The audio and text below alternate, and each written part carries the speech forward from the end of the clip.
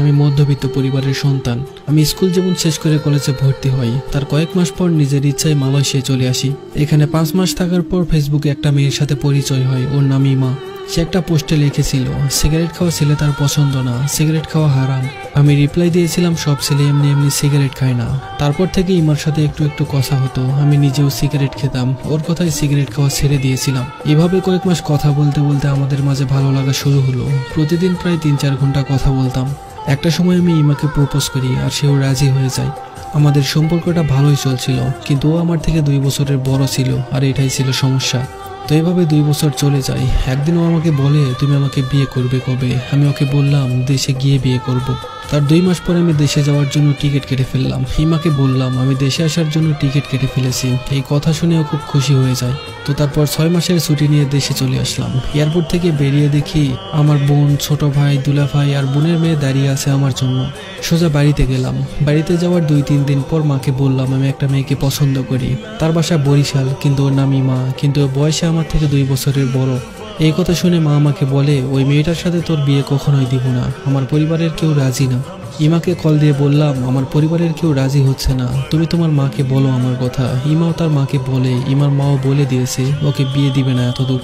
তারপর আমরা দুজন সিদ্ধান্ত নিলাম পালিয়ে গিয়ে বিয়ে করব। দেশে যাওয়ার 8 দিন পর আমি বরিশালে যাই। ইমা আমাকে লোকেশন দেয়। হিমাকে নিয়ে আবার যশোরে ফেরার জন্য রওনা দিলাম। যশোরে পৌঁছে আমরা উঠলাম এক বন্ধুর বাসায়। সেখান থেকে 2-3 জন বন্ধু বান্ধব নিয়ে কাজে অফিসে গিয়ে বিয়ে করলাম। ইমার বাসা থেকে কল দিয়েই যাচ্ছে। ইমার মা বাবাকে আমি বললাম ইমা আমার সাথে আছে, আমরা বিয়ে করে নিয়েছি, আপনারা টেনশন করবেন না। এই বলেই ফোনটা কেটে দিলাম।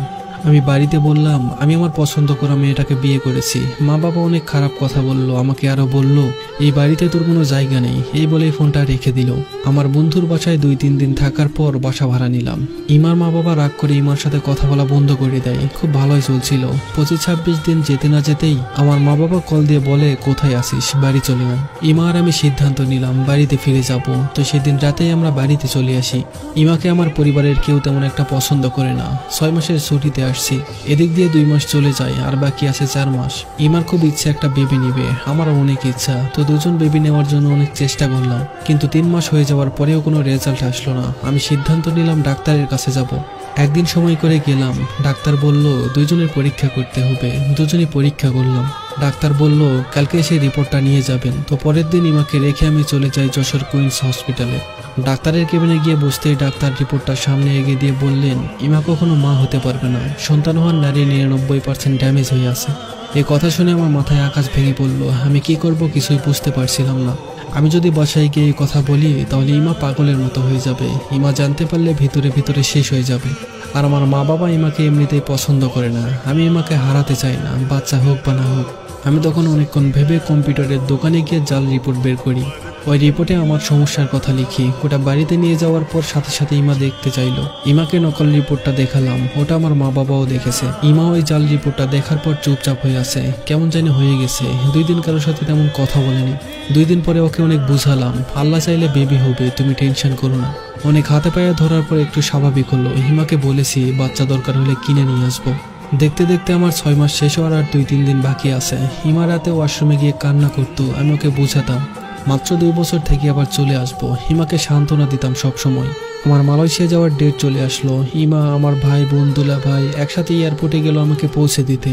ইমা অনেক কান্না করছে, আমার বোন ওকে সান্ত্বনা দিচ্ছে। অনেক কষ্ট আর মন খারাপ নিয়ে মালয়েশিয়াতে চলে আসলাম। এখানে আসার 8-10 দিন পর ইমা আমাকে বলল সে বরিশালে যাবে, মানে ওর বাবার বাসায়।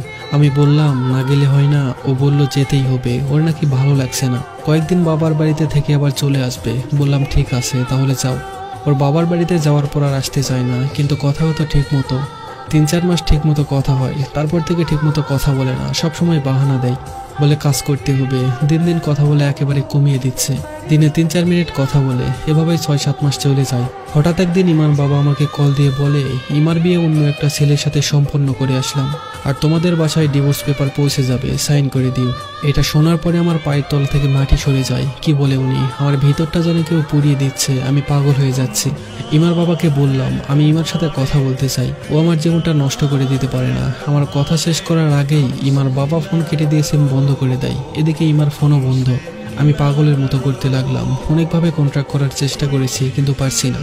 আমার মা বাবাকে বললাম ইমার বাসায় যেতে। মা বাবা সোজা বলে দিল তারা যেতে পারবে না। মৃত্যুর যন্ত্রণার মতো যন্ত্রণা সহ্য করতে করতে 11 মাস চলে গেল।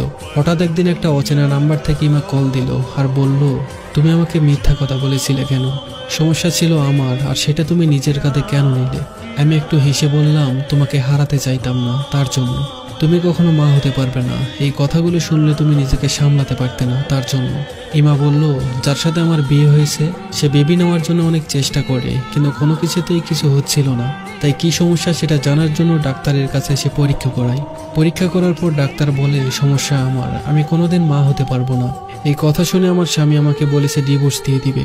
আমি ইমাকে শুধু একটা কথাই বলেছিলাম, তুমি অন্য ছেলেকে বিয়ে করবে, এটা আমাকে একটাবার বলতে পারতে। তোমার বাবার বাড়িতে গিয়ে আমাকে খুব সূক্ষ্মভাবে ঠকাচ্ছিলে, অথচ আমি বুঝতেই পারছিলাম না।